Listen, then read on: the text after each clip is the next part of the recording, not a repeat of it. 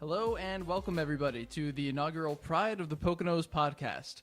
I'm your host, Zach Sturniolo, sports writer for the Pocono Record in Stroudsburg, Pennsylvania. Thank you very much for giving this a try. This is something new for all of us here at the Record, so hope you'll give us a chance while we get this ball rolling. So as I'm heading into my sixth year covering sports here in Monroe County, one thing I've noticed over that time is while I certainly try to give you the whole depth of a game or a feature or a column in the paper, I know that it's hard to really get to know the character of the people whose names you see in print because you're not hearing their perspectives from their mouths. So that's where this podcast comes in. Every 2 weeks for now, we're going to try and give you that different perspective. We're going to talk to someone within our local sports community, whether that's a student athlete, a coach, an athletic director, whoever it may be, and what's relevant to their sport, but also what's relevant to them as an individual. We're going to try and keep it relaxed, personal, and conversational. So with that said, I'd like to introduce you to our first guest on Pride of the Poconos, head coach of Pleasant Valley's boys soccer team, Chris Pachuta. Chris has led the Bears through 8 seasons now and holds a 102, 53, and 9 record as its head coach entering this season. And throughout that run, the Bears have earned multiple playoff berths and a lot of impressive success along the way. And in all honesty, this podcast idea likely wouldn't have come to fruition nearly as quickly as it did if it wasn't for him. So without wasting any more time, welcome to the podcast, Chris. Oh, thanks, Zach. Great to have you here. This is it's a blast to finally get this going. Just to touch on that last point, I mean, this podcast wouldn't have come around nearly as quickly if it wasn't for you reaching out. For some background, I did a podcast appearance with NASCAR reporter Jeff Gluck after the race at Pocono on July 30th, and I shared that on Facebook, and you saw it and commented on it right off the bat, really suggesting that a local sports podcast here would take off. I know you listen to a lot of podcasts yourself. Why'd you think that this would have some interest or gain some traction here? I think, like you said, I listen about 2 hours of podcast a day. I have twin boys that tend to have to be driven around to sleep. So when I drive around, I listen to podcasts all the time. And I've thought a lot about it over the years. Like, hey, it would be kind of cool around here getting into the high school scene. And I'm real big with technology and moving into the modern era with social media and stuff like that. Well, podcasting is the new thing, and it's the next avenue, especially for newspapers. It's get out to the next group, and people are busy and they want to listen to things while they're traveling. So you put it out there, and I was like, oh, this would be a great idea. This would be a cool opportunity for everybody to try something new and kind of get ahead of the game. It's not a radio talk show. This is something that you can, download and listen to whenever. You're not stuck at a certain time, which I think is in this generation of age, and it's needed. That's what we have to do. I agree with that 100%. I mean, I listen to a handful of NASCAR podcasts a week, and again, it's on my own time. If I need to pause it and go back to it, I can. I really hope that people within this community are going to be able to latch onto this and have some interest in it. So let's get to you. What's your background here? Obviously, head coach of the boys soccer team over at Pleasant Valley, but I know there's a lot more that you're doing behind the scenes too. Yeah, I mean, coaching wise, I was at Deerfield High School in Allentown for 3 years prior to Pleasant Valley. I've also coached club soccer at LVU at FC Lehigh for years. Going into this, stopped coaching club soccer about 2 years ago, mostly because of having twins. Kind of cut down on the amount of time I can actually have on the weekends. Coaching too, I mean, I've spent a lot of time on my licenses. Soccer is one of those unique sports where you have to be licensed to coach in club. So I have a United States Soccer Federation B license. I have a NSCAA, which just changed now to United Soccer Coaches. I have their second highest license as well.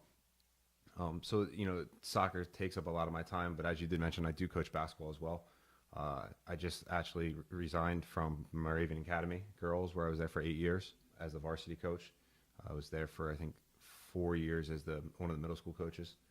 Growing up in the Lehigh Valley and stuff like that, you always are around different things. And I played basketball in Notre Dame Green Pond, and when Moravian came up for the option, I thought, something to do, make some extra money starting with the middle school, and then everything opened up. And it's one of those things where I played 2 sports in college at Kutztown. I played basketball and soccer, and I was like, oh, I love this stuff. I might as well keep going with it.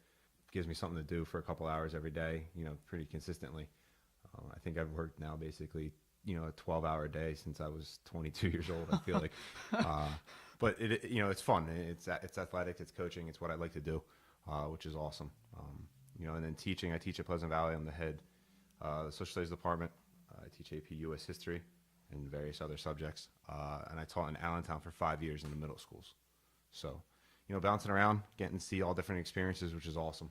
But, it's life now, and Pleasant Valley's become a bigger thing. And like I mentioned, I did resign from Moravian, and I've taken the head JV boys basketball position at Pleasant Valley. So it'll be nice to be up here in the school with the kids all the time and get to experience the boys side of basketball, which, I think is another challenge for me. But, challenging is what part of coaching and something that I love doing. There's so much going on there that I feel like your downtime is almost non-existent. I mean, even by the time you're getting home, you still have the boys to take care of as well. But before we get to all that, I do want to start with the soccer stuff, because I know that that's coming really right around the corner. Already had a couple scrimmages so far, a ton of returning seniors on the pitch. Who is coming back for you, and what are your expectations for the season, knowing that there's that much experience out there? Yeah, for sure. We have 12 seniors coming back. A lot of experience, whether it's game experience on the practice field. We carry a lot of kids on our varsity roster, and it just goes back.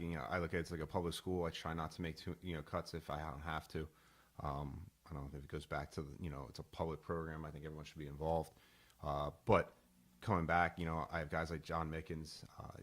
He's an absolute stud in the back, or not in the back. He's in the midfield. He sits right in front of our back line. He's almost a coach on the field. It's awesome. He does really well for us. In the back, too, we have Timmy Covart. He's not a senior. He's one of our center backs, but he's really developed well into that role, not being a center back coming into the high school. But I pushed him into it. I was a center back myself playing, so it's kind of like that's the easiest way for me to teach him. Outside, we have River Marks and Colin Stavala. Both are the outside backs. The two of them, I told them they had to come in fit this year, the whole team, but those two especially. And those two are just flying around right now. It's fantastic. We also have Malachi Jones up top as our forward.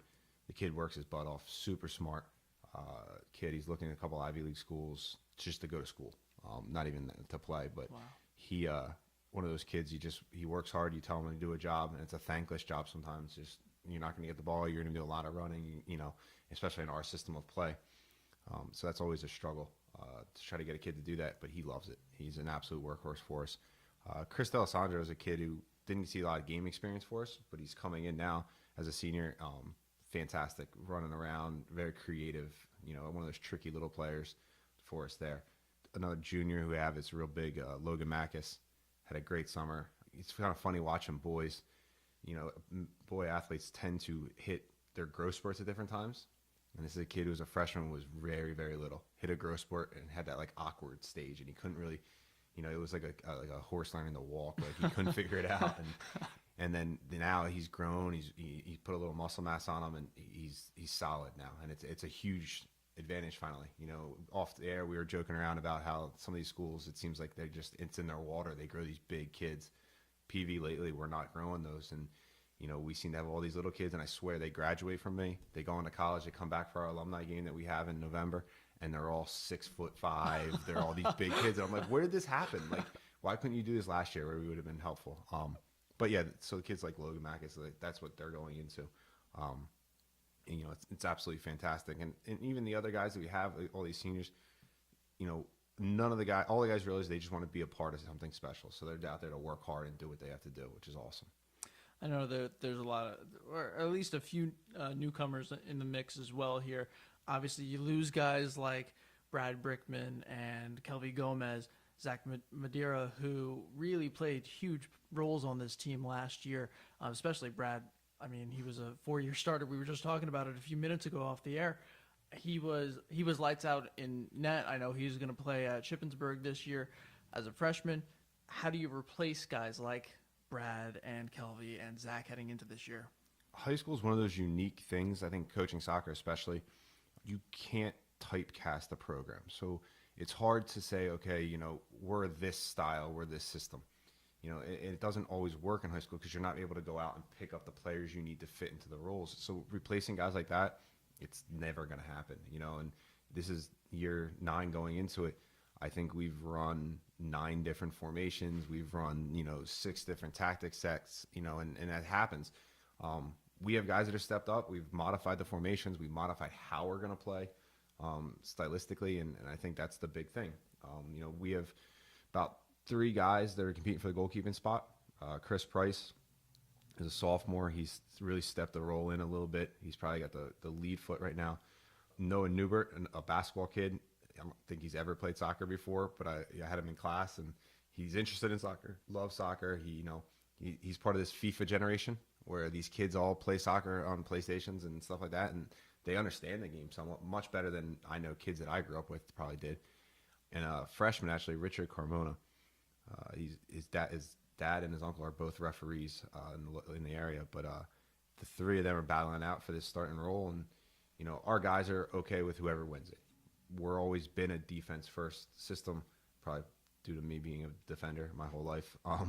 So we play the system and we do what we can do. And those guys have stepped up, as a goalkeeping position, like you said, is a big thing for us. We have 2 other freshmen too that are coming in, Matt Earhart and Jake Alice, who both of them, Jake especially right now, is penciled in the start in the back as a freshman, which is unheard of for us as a program. So these guys are going to come in and play, and with PV's population dropping, we're not going to be a senior and junior team like some schools can have. We're going to be a senior to freshman team, and whatever we can do to make be successful, we're going to be. Do you feel like being that senior to freshman team, do you feel like that's going to help your depth as the years go on, as the program goes on, because those kids who are freshmen now will have that varsity experience by the time they're seniors? Yeah, 100%. I think you see sometimes with programs, they go in this huge peak and then they drop. Consistently over the 9 years, we really haven't had a peak and drop. We've been decent, straight through. And part of that's because, of setting the program up long term. And having, like you said, having those guys that are getting experience as freshmen, now they step in as sophomore, see more experience, and it just flows right through. And unfortunately, that tends not to have those great years. I mean, we've had one undefeated season that we lost in playoffs, and another one we went 17-1. And both those years we were more senior laden, and we were starting 9 seniors, and that was a big factor there. But for the most part, I think at this point now, with the way our enrollment in our school district's going, I don't think that we'll have another one of those again, which is fine.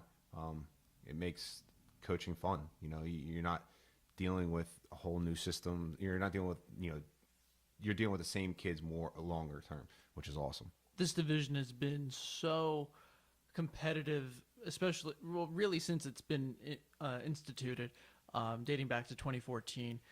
Obviously, such strong rivalries with Pocono Mountain East and Stroudsburg in the Eastern Pennsylvania Conference Mountain Division.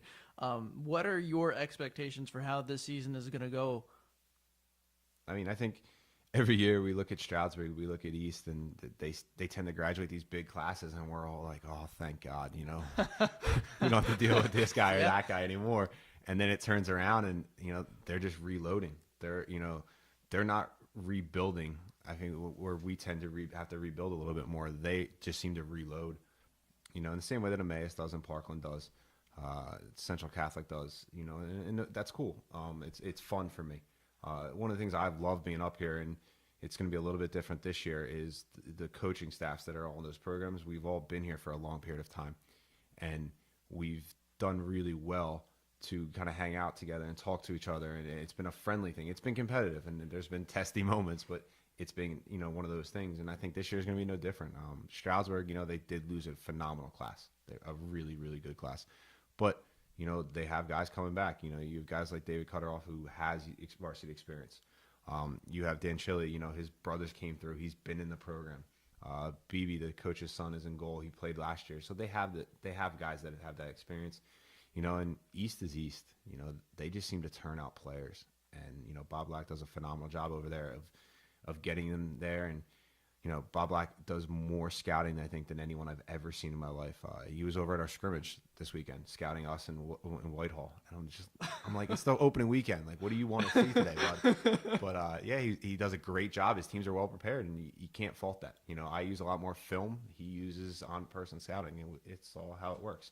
So, I think the division's up for grabs.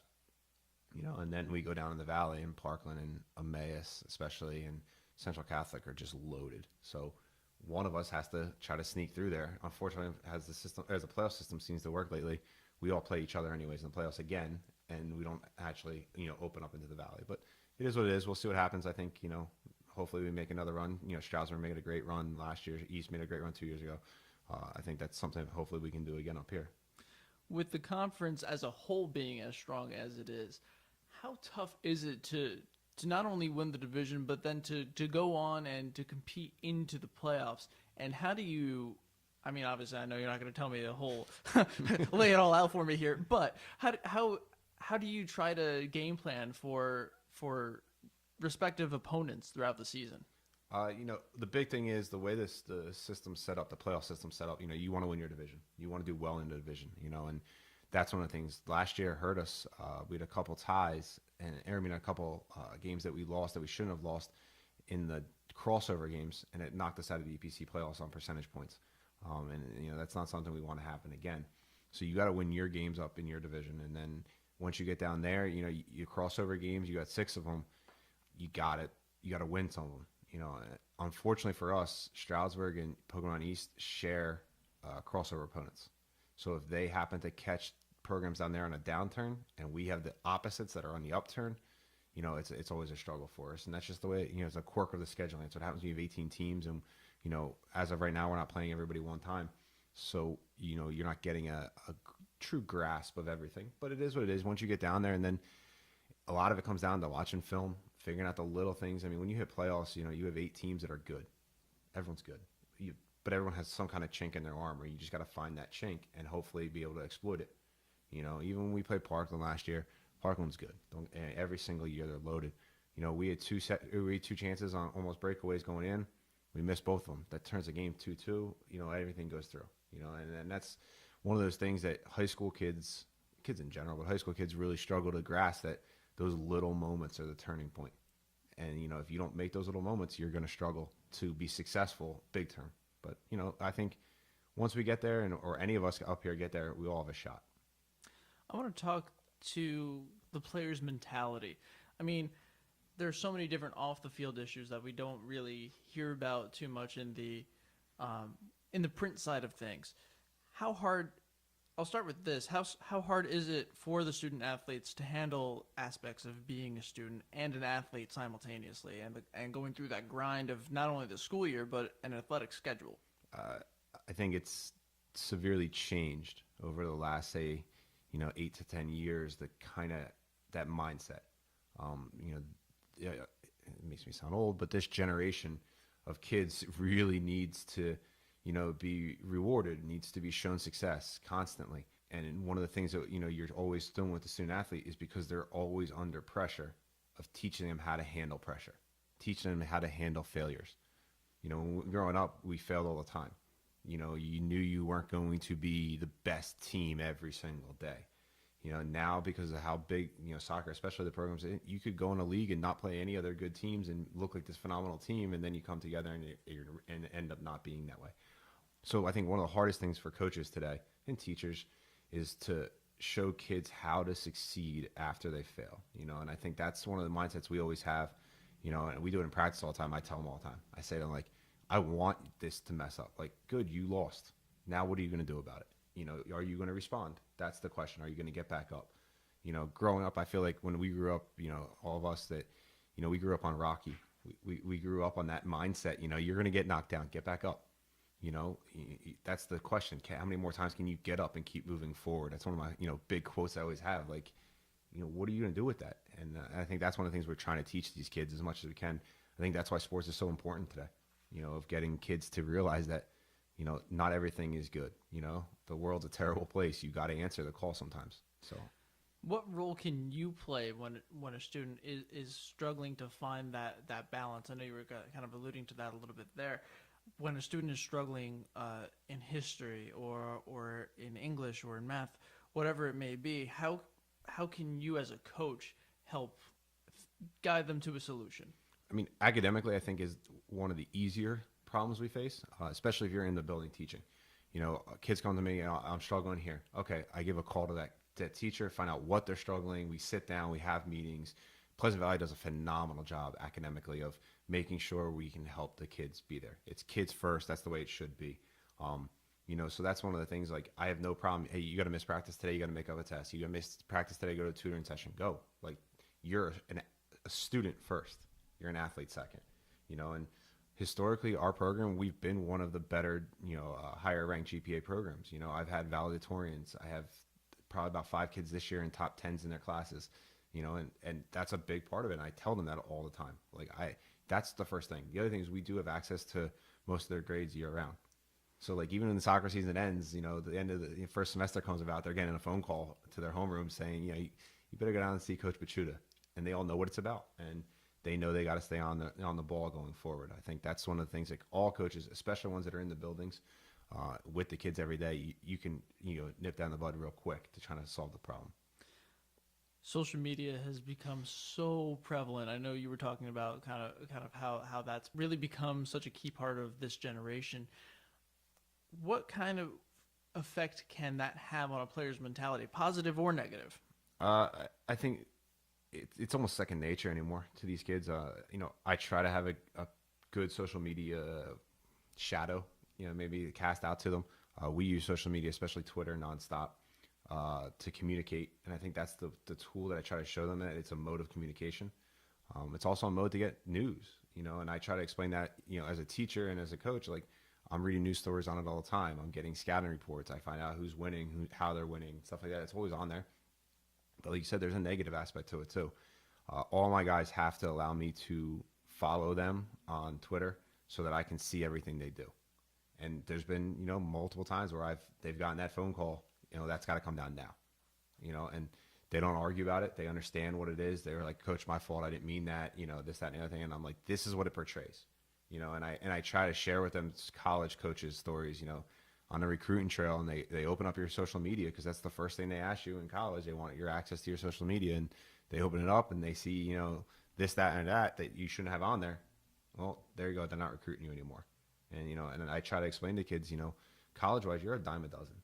There's so many good players today that if that's a black marker on you, they'll find somebody else. They'll move down the road. So I think that's one of the lessons we've tried to turn. And you don't get everybody. Snapchat's a nightmare in itself. But the kids tend to, other kids on our team understand what we're trying to do, and they tend to police it themselves as well. And if there's a major problem, the captains or the older kids will come to me and we'll sit down and handle it. But that's something it's taken years to develop. But I think that's a major part of, like you said, of athletics now, of just trying to fix those little issues. Talking about getting kids into college and the social media of having such a big role in whether these kids get recruited or not. I mean, how busy are you throughout the season and during the off season helping kids get into whatever school or program they want to get into once they're done in Pleasant Valley? That's a major thing of mine. We tend to put between 2 and 5 kids a year into college soccer.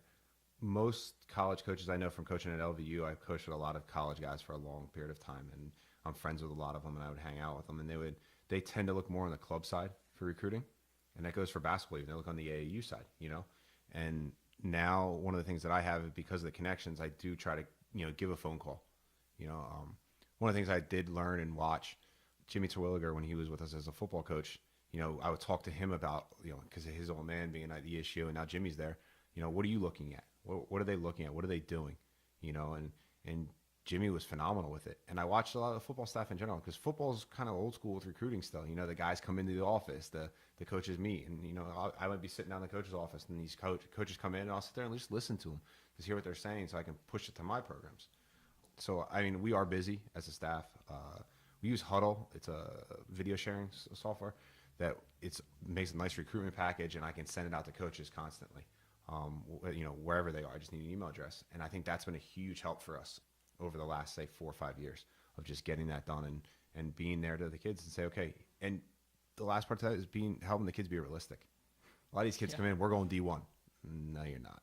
And I'll tell them I love you to death, but you're not gonna. That's not you. You're 5'3".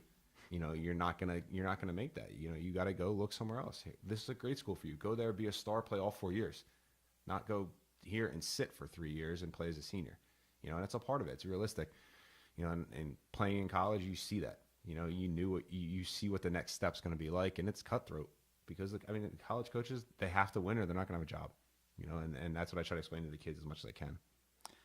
I want to talk in the classroom now. I know you were talking about how academically Pleasant Valley has succeeded. I know you're the head of the social studies department teaching AP U.S. history. I want to talk about kind of the current political state without getting into any specifics. I know it's tumultuous would probably fit it. That would be an understatement. Yeah. But I only bring this up because I know you mentioned the other day that you actually have a lot more students and athletes asking you questions about the current climate, and a lot more than maybe the average person would expect. What role do you play, and what kind of questions do you get throughout all of this, and how do you try to handle all of it? I think one of the things that I think a lot of people don't realize is, this generation of kids, they do want to know what's going on, and some of them are freaked out over politics, over North Korea, over whatever, of what happened, unfortunately, down in Charlottesville, Charlottesville, down in Virginia. Like, these things are going to happen, and they want to know, what do you think? Where do you stand? And part of that is the classes I have taught, and, some of the kids are just naturally want to know what's going on, which is awesome. And I tend to try not to sugarcoat it. I tend to try to just tell them, okay, this is what I think. This is what, I've read. This is what I've seen. Here, why don't you go out and look and figure out, what do you think? And come back, we'll talk about it. I do have a lot of guys that are into politics. They want to talk about it. They want to, whether they're, the last election, whether they were, Democrat, Republican, and they would argue back and forth. And I'm like, okay, argue all you want, but you have to realize you have to argue in the fact. You have to know what's going on. A lot of kids today, parents are working all the time. They don't have that sit down at dinner table and talk to your parents or listen to your parents talk anymore. No, they're going to listen to us talk. And that's one of the things, just watching what you say and how you say it, and making sure that it's as objective as possible. Most of my guys have no idea where I lean politically, where I lean on any of that. They just know I'll argue with them, both sides, and teach them that part of the aspect of it. And I think it's fun. That's something I do enjoy. I listen, like I said before, a lot of podcasts on, politics, on history, on whatever it might be. I tend to, read a lot, news stories, novels, everything. And the kids know it, and the kids use that to their advantage, and they want to find out stuff. That's what we're here to do, help. That it's part of coaching as well. I think it's good that they have you as a resource, and who isn't afraid to tackle that, because I think that's such a critical part of what's going on with everything really right now. That aside, parenting, like you touched on before, you've got two very young twins at home. You and your wife have done a phenomenal job trying to find that balance. How hard is it to find that balance as a dad, a teacher, a varsity soccer coach, a JV basketball coach?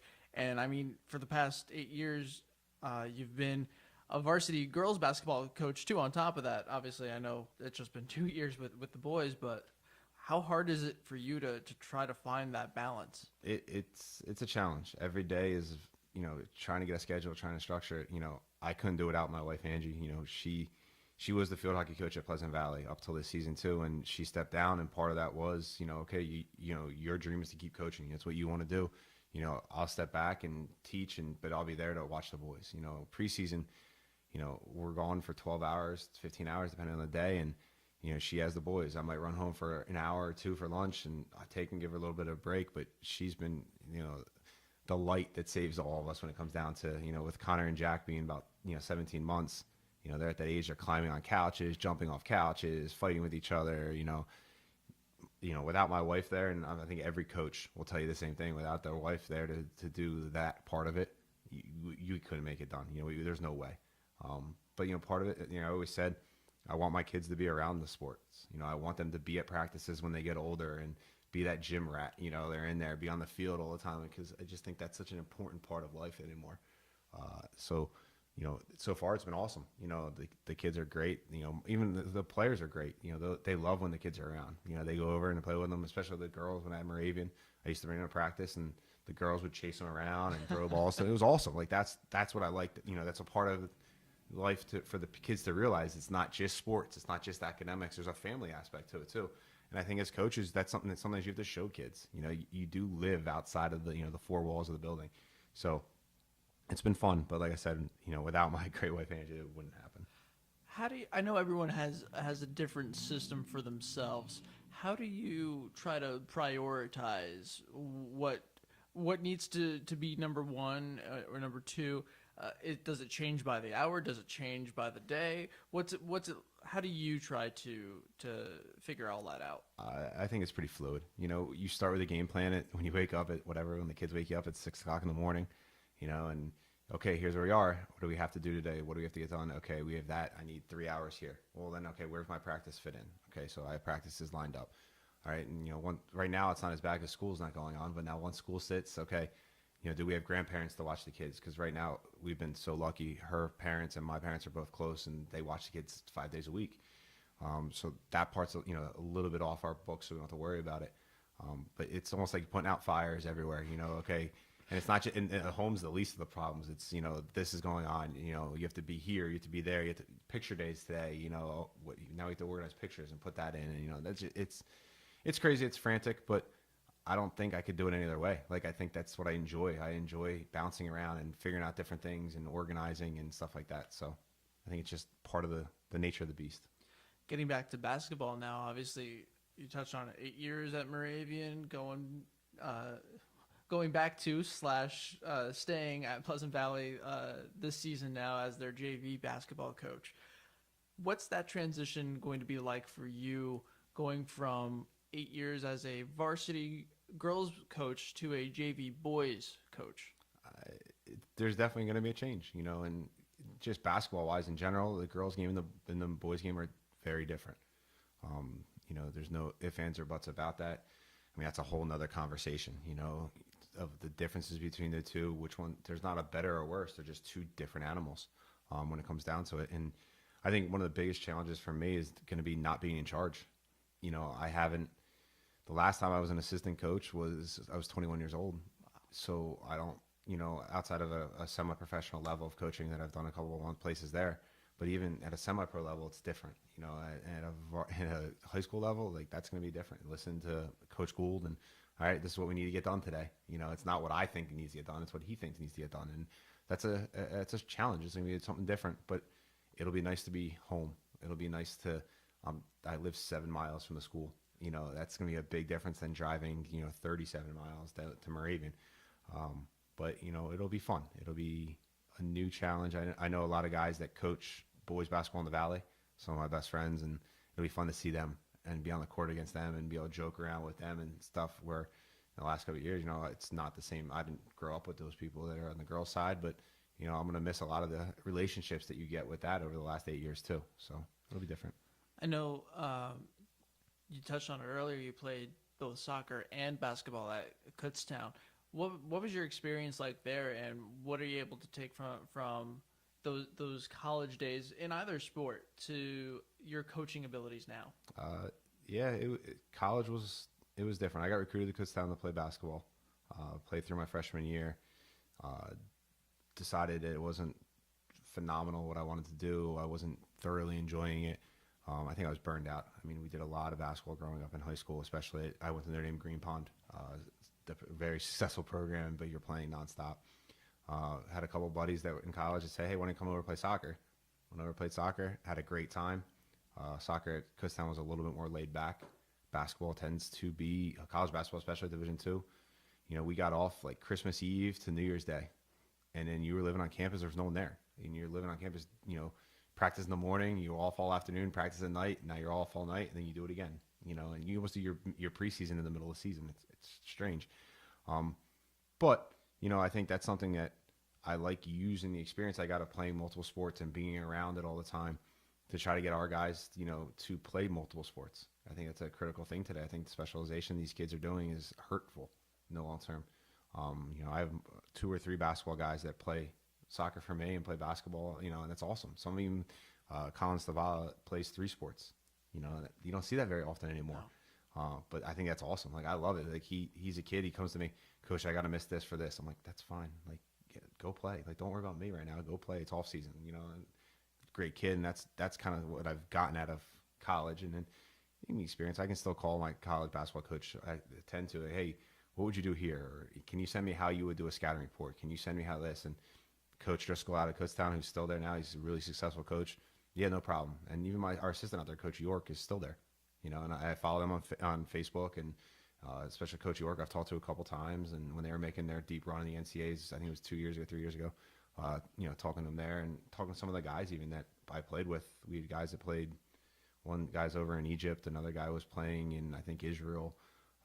Stuff like that, and just talking to them and be like, what's it like? What are you guys doing? How's this work? And it's awesome. So that's something, it's a good experience factor for me. Do you have you, I know right now soccer is the priority, and that's what's, on your plate right now, but have you looked ahead to basketball at all yet, given it any thought as far as what to expect this season with any of the players? Yeah, I talked to Coach Gould a bunch, actually, and one of the things, as I said, I wasn't around for the summer for him, and they made a run in the Wilson Summer League playoffs, so that was a good sign for him to try to turn the program back around and get back to that playoff experience. And just the kind of the good guys, Isaiah Howard and Stavala and Noah Newbert, who's one of the guys trying out for our goalkeeper, and Valentino Rosario, like those guys are around. I know who they are, and being in the building, I'm like, okay, yeah, that's a good group. That's a good mix. And before I took the job too, I called the Liberty assistant coach, Chris D'Amelio, and I said, okay, be honest with me, how's PV going to be? Is this going to, drive me nuts? Like, he knows me well. He was, in my wedding. And I said, is this going to put me over the edge? Like, I can't handle this. He goes, no. He goes, honestly, they got some talent. They're going to be good. Jump in with them. He goes, they're going to improve just having you there because of your experience, and you're going to have fun with it. So, I did, do a little work, called some of the boys coaches and said, is this worth the try? And, all the boys coaches rave about it. So I'm excited for that part of it and for seeing the other aspect, and not just watching the boys game on television, like I've been doing over the last couple of years. I know the Pleasant Valley boys haven't had the success they've wanted over the last couple of years ago. Kind of alluding to your point there, whether it was going to be, an enjoyable experience for you. After talking to all those coaches, it sounds like, there's reason for some excitement there at PV, where, there's going to be a better team on the court this season. Yeah, I think that's a factor. I mean, it takes a couple of years to flip a program. For whatever reason, new coaching staff, you're going to do new changes, and it's going to take a couple of years to flip everything. Immediate success is very hard to do when it comes down to it. And I think one of the things that Coach D'Amelio at Liberty was saying, we went through all the teams up north. Who's graduating what? With Coach Jesus leaving north, that's a big loss. With Stroudsburg having some of the guys that are leaving that graduate out of the program, that's a loss. That's a chance there. You know what I mean? West, with Coach leaving, that's a big change. He's an institution, and now coach is gone. He moved on.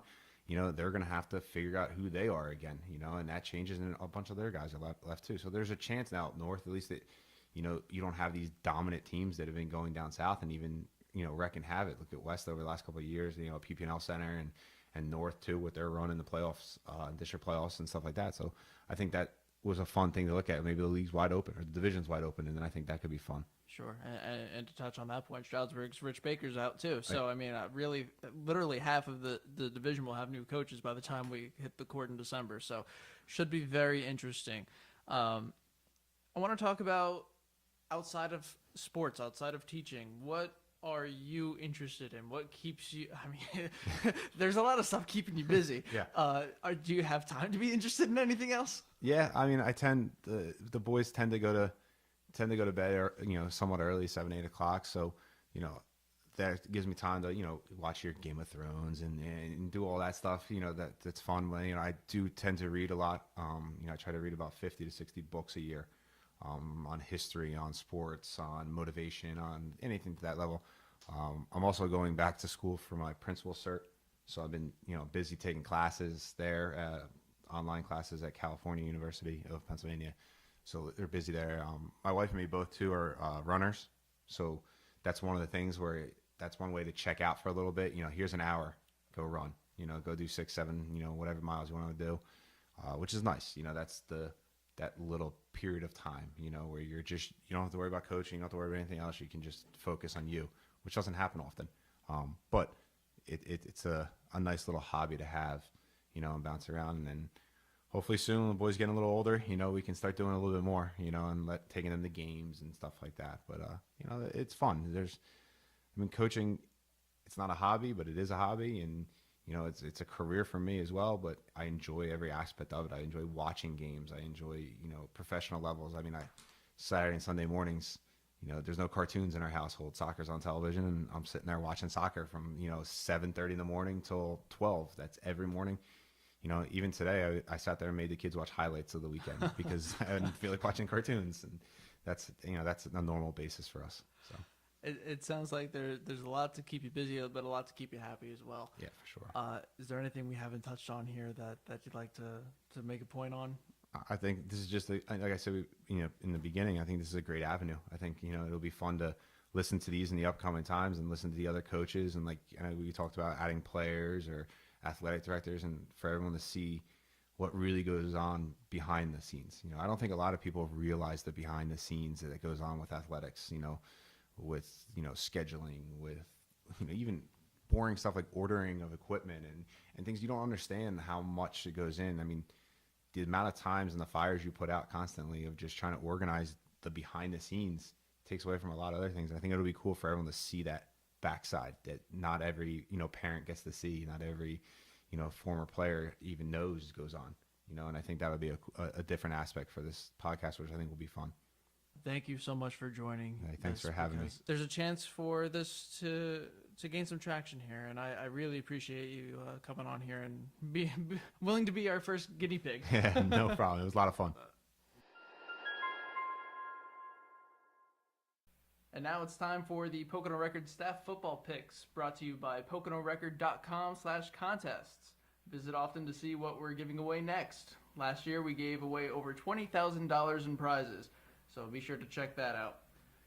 So with that, we welcome to the podcast Pocono Record sports editor Mike Kuhns and sports writer Shawn Suchy. Guys, welcome to the podcast. Wow, it's so Thank you. exciting. Thank you for having us. It almost feels official. Almost. I like what you've done with the place, by the way. It spruced it up a little bit. Who is this guy on the wall here, man? I don't know. That's like some general from 1775. That's a nice touch. It seems American Yes. enough. Yes. I think that's an admiral. I think that's Admiral Perry. Admiral Perry. All right. Yes, the great Admiral Perry. Yes. All right. High school football coming up Friday night, opening week. Ton of good games. Some not so great. But it's nice to get everyone back on the field. Best time of year, Isn't it? Come on, you don't know everyone's 0-0. You get to play a little and let the chips fall. Exactly. All right. Pleasant Valley at Nazareth. We'll start it off there. Who you got, Mike? The Bears. Going with the Bears. I like Keys. Big arm. Doesn't turn the ball over a lot. I know Nazareth's got Dotson back. He's a spectacular athlete, all that kind of stuff. A lot of speed. Probably one of the top receivers in the district. No doubt about that. All that kind of stuff. But I like PV. They beat him last year. They can do it again. Shawn, who you got? I think it's important to say that I am the returning champion for these picks. Right. Oh, we had to get that out of Oh, the- my God. It's 2 minutes into the podcast. You're bringing that out? Yesterday when he sent out the email with all these games, he's got the back-to-back champion picks. Subtle. All right, whatever. Returning It's champion. gross. You So gotta listen let's to get your that. perfect pick out of here. This was the toughest game, I think, to pick. I went with Nazareth, but I think it could go either way. So PV was able to put up a lot of points on them last year. So I'm just going with Nazareth to think they're a good team. All right, so. yeah, Yeah. you make points. They're a good team, but they don't have Stefanik, who was the do-everything quarterback for them last year. He ran the ball. He could throw the ball. Listen, that kid's fantastic. You want like 50 of those guys on your team, and he's not there. So that's a factor. That's gotta count for something. For sure. And I do think Sean made a good point, though, in the fact that, this is the hardest game of the week to pick, I think. I think they're two super talented rosters, but Mike, I'm going with you. Pleasant Valley, they're bringing back so much after an 8-3 season last year. Like you said, Keys is going to be strong. I feel like Versick always does a great job with that team. He's done really well there. I really think Pleasant Valley is going to, I don't know if it's going to be as big of a margin as it was last year. What was it, 43-25, I think, last year? Yeah, it was 2 touchdowns. I think I would say this, Zach, though. Watch who plays tackles for the Bears this week, because those jobs were up for grabs. So we'll see how the offensive line plays out. That could be a factor if they can't protect Keys. That may be a problem. Let's move on to the second game of the week. Whitehall at Pocono Mountain East. Mike? Zephyrs. I got Pocono Mountain East and Coach Malosky. They got a project on their hands. They know it. They got good kids who are working hard and all that kind of stuff. But this kind of stuff takes time. And Whitehall is not the team that's gonna look past them in any way, shape, or form. This is Whitehall's week. Sean? Yeah, it's a tough game for Pocono Mountain East to start with. I'm going with Whitehall. They're just a really good team, and it'll probably be a tough start for Pocono. That coming from a Pocono East grad, too. Yes, Ooh, sorry. that like burns a little just getting those words out. It doesn't does, It's like, it does. ah. But yeah, no, I'm going Whitehall as well for the same reasons. Pocono East, it's like you said, Mike. It's gonna be a while before they're where they want to be. Malosky is definitely capable of getting that team where it needs to be, where it's winning regularly. But week one of his first season with the team, I don't think is it. They're going to be more competitive than they were a year ago. Obviously, that what happened last year is just unfortunate. But they have a veteran quarterback in Jacob Keene back. He's going to be fine in the huddle, as far as orchestrating what's going on there. You need that kind of leadership. So they have that. So they have a key piece. But it's just going to take time to build this. Third game of the week, Easton at Stroudsburg. Mike, who you got? Ooh, it's it pains me, but no one's found a way to beat Easton. Even our good teams up here have struggled with Easton. It's look at Pleasant Valley, look at Eastburg South when they were good. They just haven't been able to get past the Red Rovers. New coaching staff down there, physical team. Everyone's telling me that it's the same Easton. It's going to be physical. It probably will be a little bit of a vanilla offense like it was with Steve Schiffert. So I'm going with the Red Rovers. Yes, Sean? I'm also going with Easton. I know that Stroudsburg struggled in week one last year against them, so I'll stick with Easton for this year as well. Yeah, I'm going Easton as well. I think Stroudsburg is going to be a more competitive team this week than they were this week last year. Mm-hmm. I think they have a little bit more reliability at quarterback with Sherwin Stewart, who's a junior this year. He's replacing Brett Yarnall under center, rather. And he made one start last year against, at that time, what was an 8-1 Pleasant Valley team, and ended up leading the Mounties to a win. I think he's going to be a great player. I think the Mounties have a lot of good players out there to contend throughout the season, but I think Easton's just going to be too physical, too tough right off the bat for the Mounties to find a victory. They're capable of it, but I'm sticking with Easton. Let's go to Pocono Mountain West and Bethlehem Catholic. I feel for West. They always start the season with tough teams, and Bethlehem Catholic is going to be another tough test for them. They always find good athletes. That's the bottom line. Everyone knows that they got good kids that go to that school. I don't care what sport it is. They got, one of the top wrestling programs in the state, all this kind of stuff. Listen, I love Pocono Mountain West, and I think they're going to be my sleeper team, if you will, to make the biggest jump ahead. But I don't think it happens this week. So I'm taking Becca. Shawn, who you got? Yes, I am taking Bethlehem Catholic as well. It is a tough start for West, but I think they could potentially build off of this game and in the coming weeks do better and maybe Spit it out. Yeah. Spit it out. It's all right. It's okay. You can say they're going to lose. It's fine. yes, but I don't see them taking week 1 from Becca High. So, And to that point, to your point, Mike, I think Pocono West definitely is the sleeper team. They're bringing back the most talented kids, I think, and the biggest number of them. I mean, you got Dylan Delval as a senior at quarterback who has shown promise the last 2 years. Greg Bensley is going to be a huge asset to them. I really feel like they will be a competitive team this year, but I don't think they're beating Bethlehem Catholic. I know, I know you spoke with Jim McCarroll. I know he wants to see this be a close game or at least a more competitive game than it has been in years past, and I think it definitely has the West has the capability of keeping it a lot closer. But they're not getting the win week 1, not in my opinion. Yep.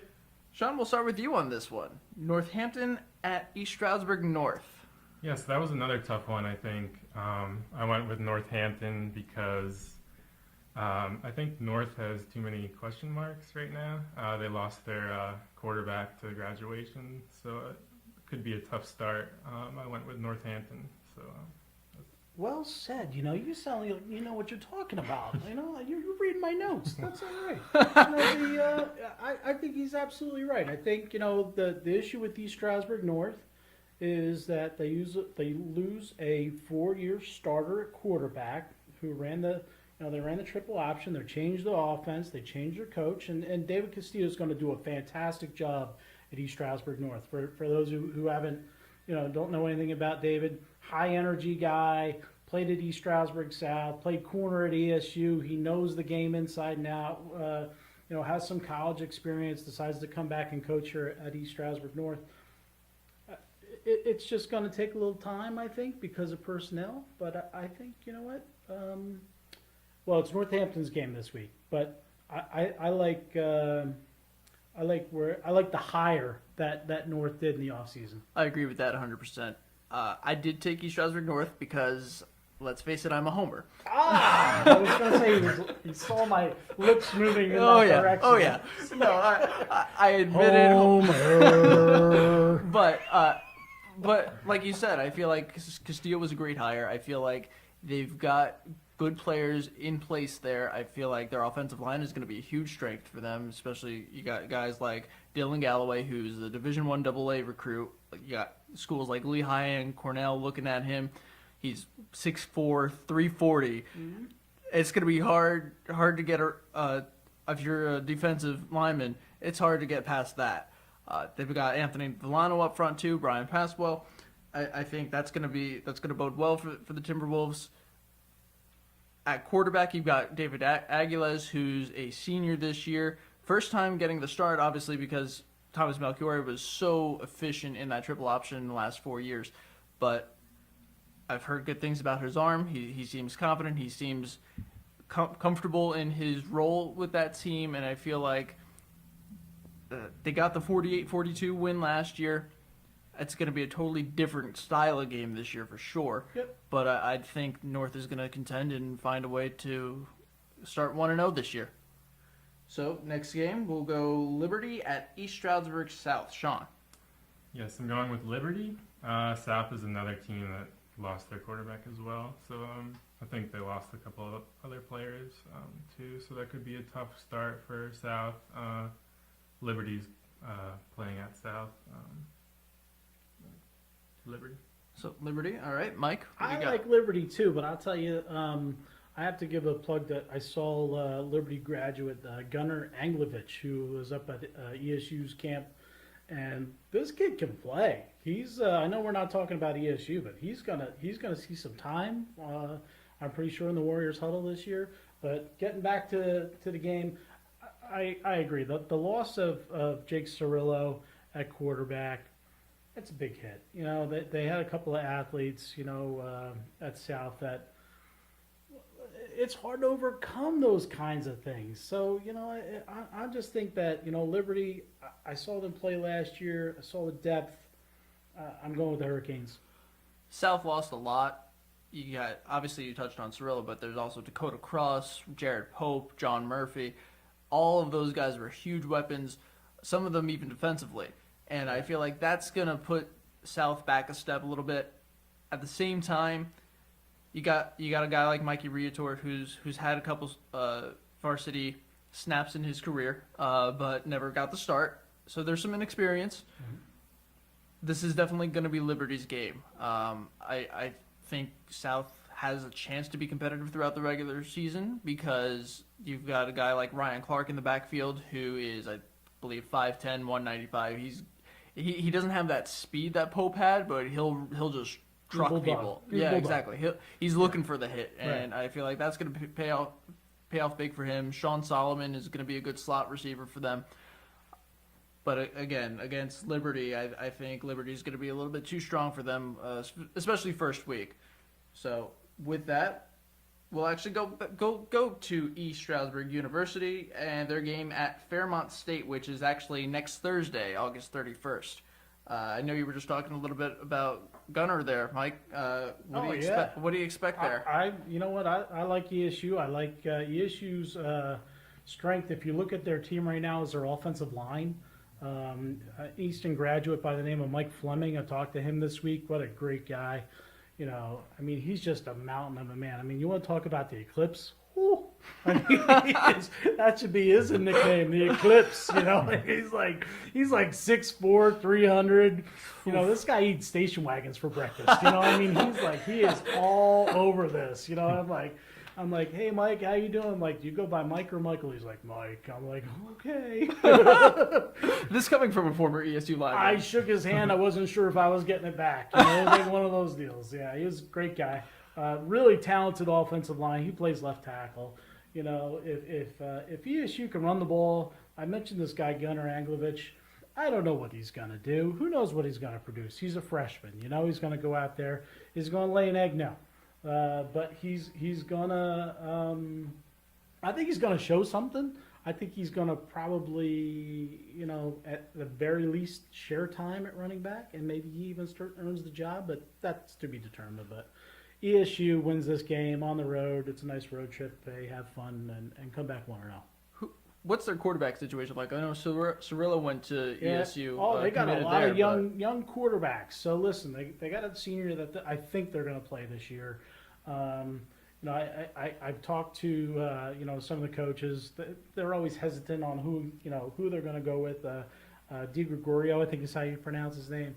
Senior, I think that's the guy they're going to go with. He played some last year, but coming down the road, they've got some talent at quarterback. And Jake Cirillo is going to be right in the mix. He's the kid from East Stroudsburg South. He's all 6'4". He might even be 6'5". And he makes every throw. Big kid, strong arm. And he just looks like a college quarterback. And I talked to Coach Dowds. He said, Mike, he came right in.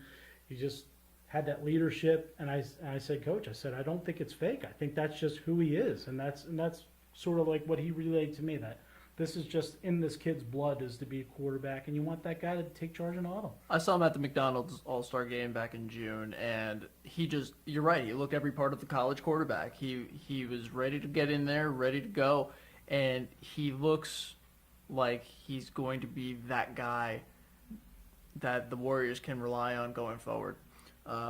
They've got other quarterbacks, though. They're not just going to coming down the road. This isn't, you know, they're just not gonna. There's some other quarterbacks who can play. Sure. They got kids from all around the state. And let's not forget, these guys recruit every year because, you know, hey, guys get hurt, they want to transfer, whatever the case may be. So quarterback is constantly changing at the college level. So someone's not happy, like I said, injuries, those kinds of things, it changes the game. I've got ESU winning this one as well. I think they always find a way to start off the season fairly well. I don't know personally exactly what they're bringing back on either side of the ball, but Coach Dowds always finds a way to start this season on the right track and on the right path, and it seems like this is going to be another 1-0 start for the Warriors. Our PV boys are back, by the way. Dakota Everett and Sekou Jones at linebacker. They'll be back there on Saturday afternoons. That'll be good. Yeah, Dakota looks good. Really, he was great in high school. Sideline to sideline. Sekou is nicked a little bit. I think he's going to play in week 1, although that just remains to be seen. But the day I was there, he wasn't practicing. But I didn't get a sense that it was anything too serious. Shawn, who you got, ESU or Fairmont State? Yes. Fairmont State was 5-2 at home last season, so I'm sticking with the home team, Fairmont State. Did his research. Who did they beat? Who did they beat? That's what I want to know. The Little Sisters of the Poor? The Warriors didn't come to town. That's what I know. That's true. Come on. They were 5-2 at home. Yes. Bringing the Pulls heat. out facts on us. Bringing the heat on episode 1. We'll let All right. facts get in the way of this conversation. Yeah, right. Yes, Oh. Thursday night game, I think it could be high scoring, but I'll stick with the home team there. Thursday. All right, so Stanford at Rice. We're going right to the Division I NCAA. Gosh, it's Stanford, right? I mean, they can't lose this game, can they? No, I'm with you on that Come 100%. on. Stanford. Stanford's all right. ranked. Rice isn't too great, so Stanford. All right. Where's Rice? Like Texas or something? It's like down I don't there know. somewhere. I don't keep track. There's enough going on here in Monroe County. South Florida at San Jose State. Oh, there's another one. South Florida's ranked. They're like in the top Yes. 20 or something like that. That's an easy game for them. Yes, South Florida. All right, we're all in agreement there. And Oregon State at Colorado State. Oh, the Beavers. It's a flip. This is a coin flip. I'm telling you, this is not an easy game. The Colorado, it's in Colorado, right? Yes. I think Colorado State is opening up a new stadium. And, man, that place is going to be juiced, you get the new stadium in there. You get all the moms and dads and grandmas going, go, Johnny. You know what I mean? I like Oregon State, though. It's just something about going on the road and like spoiling someone's party, that'd be fun for them. I'd take the Beavers. Yes. Yeah, you too, Shawn? No, I went with the home team again, so Colorado State in that one. All right, why? Why? Because they were 5-2 at home last year. I was waiting for it. Anything or just going with the gut? No, I think it's a toss-up, and I just went with the home All right, I went Oregon State too because frankly I don't know anything about either one, and I'm just my gut tells me Oregon State. I want to know how you picked that game. Were there any other games to pick? No, there was. No, Nothing. Yeah, that's a No. good reason. Hey, listen, Shawn picks them all, so this is all on him. He's in charge. Oh, of course, we should probably stop letting him pick all the games because that's probably why he's back-to-back champion. Well, he is Maybe. the mayor of Swiftwater, so that's all right. All right, we got a special non-football bonus pick this week, thanks to Shawn going out on a limb and throwing in the Floyd Mayweather versus Conor McGregor fight. Now, Shawn, you've already made your pick here. What do you got?